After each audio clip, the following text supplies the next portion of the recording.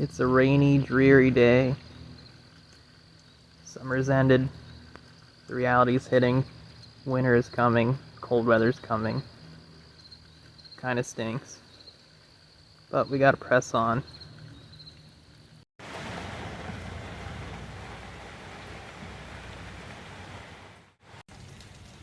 Welcome to Beat Up Builds. I've had nothing but problems since my timing chain gear broke in half about a year ago. I had a good chain, not really sure why it happened. One of the problems that I have is it pings down low under heavy load. I've looked at all the ignition and everything. I've looked at the harmonic balancer. That hasn't slipped. There really isn't much else to check. So what I'm starting to think is that there's carbon on the pistons that's built up, raising the compression ratio. So today I'm going to show you how to clean that without taking the motor apart at all. Alright, there's a couple ways you can do this. The old school method is to use water. I've heard the old timers say to just trickle a garden hose into the intake. You don't want to hydrolock your motor, so that's definitely a concern if you do it that way. Water in the spray bottle is the safe way to go. You really can't put too much in there then. So what you're going to do is you rev the motor up to like 2,000 RPM, somewhere in that area. You spray water in there until it starts bogging down. You stop, let it recover. Give it a minute too so some oil can get back on the cylinders. And you do it again a few times. And that's pretty much how you do the water method. Now you can also do, I've seen carburetor cleaner. What's really popular is the seafoam. Everyone loves the seafoam, I guess because it makes a ton of smoke. I've seen some videos, it does look like it cleans it up pretty good, so it probably does work pretty good, but I'm betting it's just like a more lubricated carburetor cleaner, basically.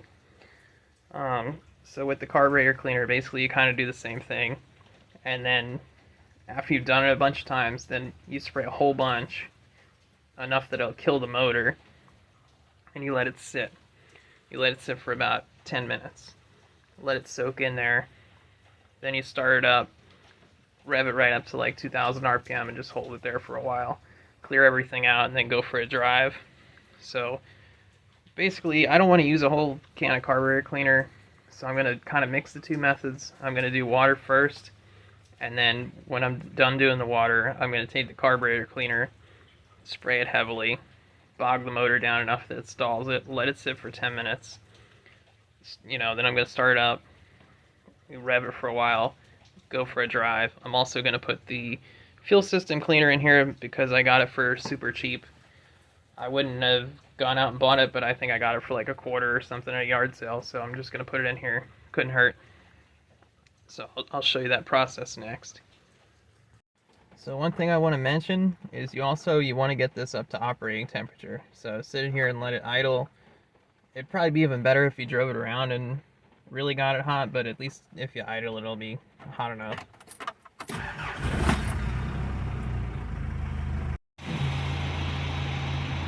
Popped off the hose for the PCV and I'm just kind of squirted down that.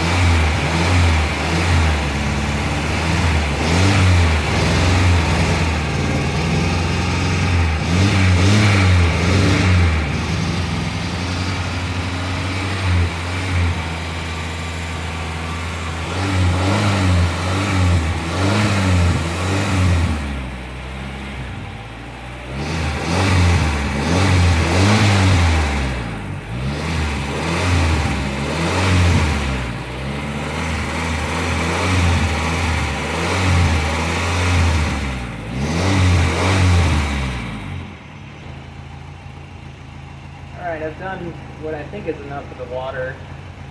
I've revved it up a bunch just to like clear all the water out. Actually, it seemed like water pulled into intake as I was doing it. So I revved it up a little and it cleared that out. So maybe do it. You know, I plugged the hole with my finger to suck the water down and then maybe rev it up just a little bit, just to make sure you suck all that water down before you spray more. So now I'm going to spray the carburetor cleaner and I'm going to kill it, and then I'm just going to let it sit for like 10 minutes.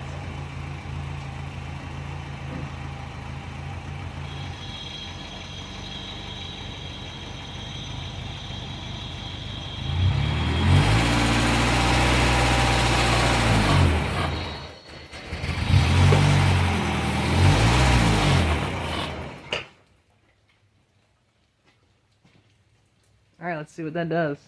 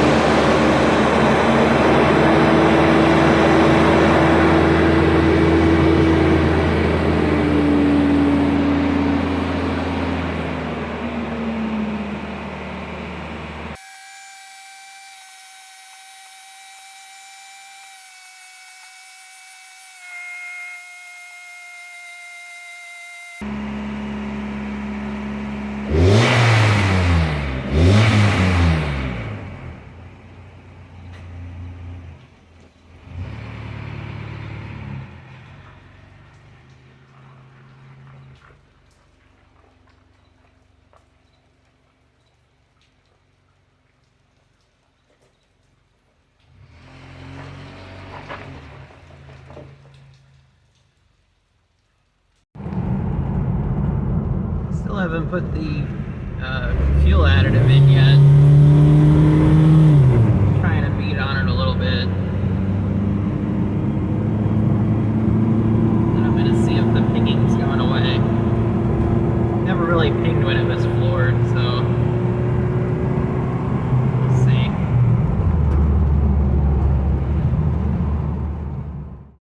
So I just got back. It seems like it's all fixed. We got the operating temperature and everything. The only thing that maybe was different than the past 6 months is I had the heater on. I don't think that'll make a huge difference, but there is a small chance maybe that had something to do with it. But I'm thinking it's most likely that it was the carbon on the pistons. I'll drive it back and forth this week to work and we'll see what happens. That's pretty much it. That's an awesome way to clean the carbon off your pistons pretty easily. So, hey, thanks guys. Thanks for tuning in. Like, subscribe. Follow my Jegs affiliate link if you want to order any parts, and I'll see you next time.